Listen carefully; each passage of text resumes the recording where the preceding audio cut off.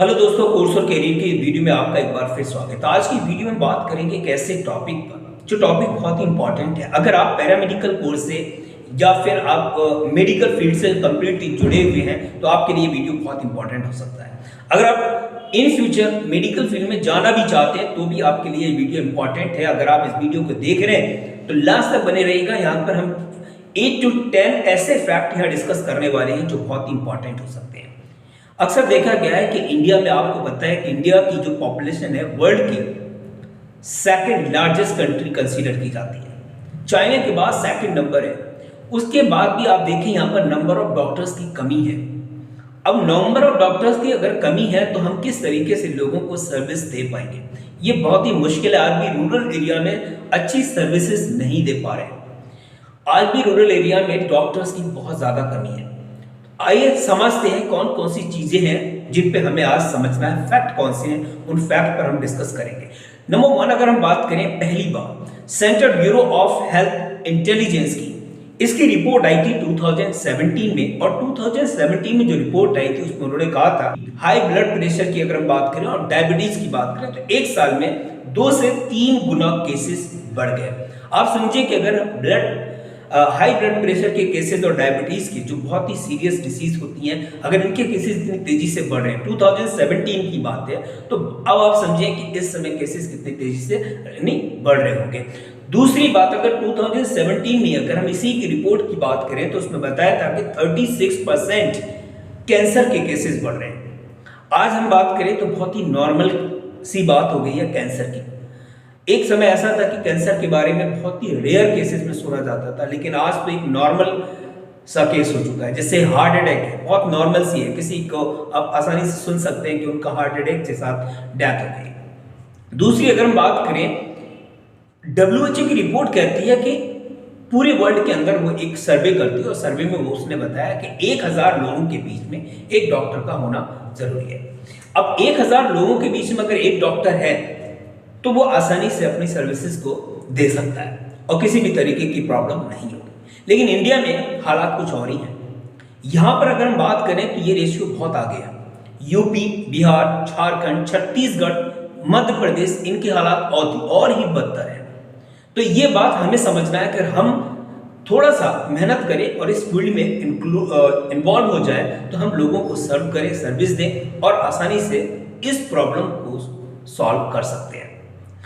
दूसरा अगर हम बात करें, डॉक्टर की कमी का नतीजा ये है। अगर हम बात करें, बहुत ही फैक्ट पर बात करें, इंपॉर्टेंट वीडियो है।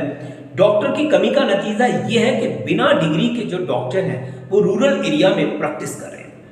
अब आप समझिए, अगर वो बिना डिग्री के हैं, ऐसे भी डॉक्टर जिनके पास 5th क्लास की मार्कशीट भी नहीं है, 10th क्लास की मार्कशीट नहीं है, वो काफी लंबे समय से प्रैक्टिस कर रहे हैं। मुझे लगता है ठीक है, अगर आपको नॉलेज है, आप काम कर रहे हैं, आपने प्रैक्टिस किया है, उसके बेसिस पे आप काम कर रहे हैं, लेकिन आपको भी ये आपकी रिस्पॉन्सिबिलिटी है। आप पिछले 10-15 सालों से आप प्रैक्टिस करें तो अपने आप को अपग्रेड करें। आपने पढ़ाई छोड़ दी थी तो बाद में आप कर सकते हैं, बाद में भी डिग्री ले सकते हैं। बहुत सारे पैरामेडिकल कोर्सेज हैं जिनको करके आप अपने आप को ट्रेंड डॉक्टर की कैटेगरी में ला सकते हैं। WHO ने जो भी सुप्रीम कोर्ट के साथ एक कोलैबोरेट किया कि उसने कहा कि एक ऐसा कोर्स लॉन्च किया जाए जो छोला छाप डॉक्टर हैं जो बिना डिग्री के हैं, वो अपने एक्सपीरियंस के बेसिस पे अगर इस कोर्स को कर लेते हैं तो आसानी से हम उनको सर्टिफाइड डॉक्टर कंसीडर करेंगे। वो कोर्स था CMS-ED, लेकिन बहुत कम लोग आज भी इस कोर्स के बारे में जानते हैं और करते हैं। अगला हम अगर बात करें 2016 के हिसाब से, 2016 में एक रिपोर्ट आई थी, उसमें बताया था जितने भी उस समय एलोपैथ की जो प्रैक्टिस कर रहे थे उसमें 1/3 यानी 100 में से लगभग 35 डॉक्टर, 33 डॉक्टर ऐसे थे जिनके पास कोई डिग्री नहीं थी और वो एलोपैथ का ट्रीटमेंट दे रहे थे। ये बहुत ही मुश्किल भरी बात है, क्योंकि अगर हमारे पास डिग्री नहीं है, हो सकता है कि हम ट्रीटमेंट दे रहे होते, लेकिन कहीं ना कहीं उसके ड्रॉबैक भी होते हैं। साथ ही साथ हमको कोशिश करते रहना चाहिए कि जब हम जिस फील्ड में हैं तो अपने आप को अपग्रेड करते रहें, कहीं ना कहीं से आप नॉलेज लेते रहें, अपने आप की स्टडी को आप मेंटेन करें। आपको लग रहा है कि अब कोई डिग्री की जरूरत है तो आप करिए, उसकी बहुत जरूरत है। अगला अगर हम पॉइंट की बात करें जो बहुत इंपॉर्टेंट पॉइंट है, देश के अगर हम हालात की बात करें, ऐसे हालात हैं जो लोग स्वास्थ्य सेवाओं का लाभ उठा रहे हैं, ऐसे लोग जो आसानी से स्वास्थ्य सेवाओं का लाभ उठा रहे हैं, तो उनकी इनकम का 10% हिस्सा जो है वो इसी में चला जाता है। आप समझिए, अगर इनकम का 10% भाग सिर्फ हेल्थ को लेके ही चला जाता है तो बाकी की चीज़ों में थोड़ी सी मुश्किल आ सकती है।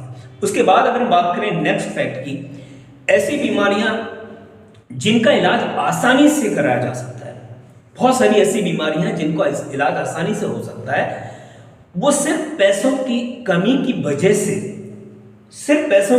वजह से, लोग उस बीमारी से जूझ के और अपनी जान गंवा देते हैं।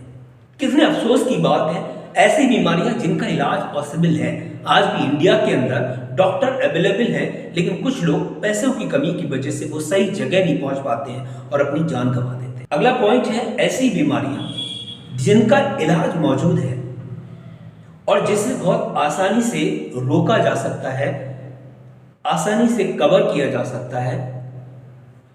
उस बीमारी से भी लोग अगर मर रहे हैं तो ये भी हमारे लिए बड़े अफसोस की बात है। बहुत से लोग बीमारी में अपनी कमाई का, जो बीमारियों से वो जूझ रहे हैं, अपनी कमाई का गाढ़ा हिस्सा, बहुत ही मोटी रकम उन पर लगाकर और अपने आप को गरीबी रेखा से नीचे ले जाते हैं। क्या इंडिया में ट्रीटमेंट इतना मुश्किल है?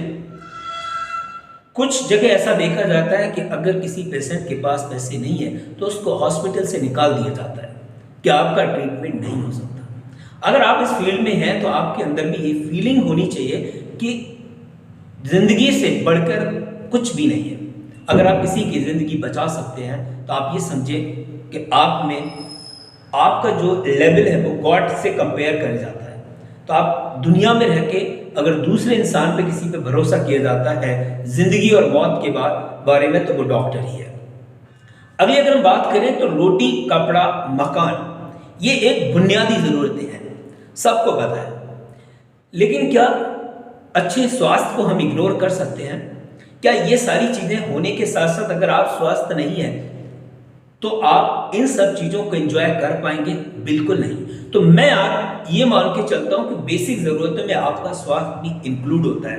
रोटी, कपड़ा, मकान के साथ साथ अच्छा स्वास्थ्य का होना भी उतना ही जरूरी है जितना ये 3 बेसिक जरूरतें हैं। तो मैं लास्ट में यही कहना चाहूंगा कि जब भी आप जिस फील्ड में भी जाएं, ऑनेस्टली जाएं। अगर आप मेडिकल फील्ड में जाते हैं तो आपके अंदर सेवा का भाव होना बहुत ही जरूरी है।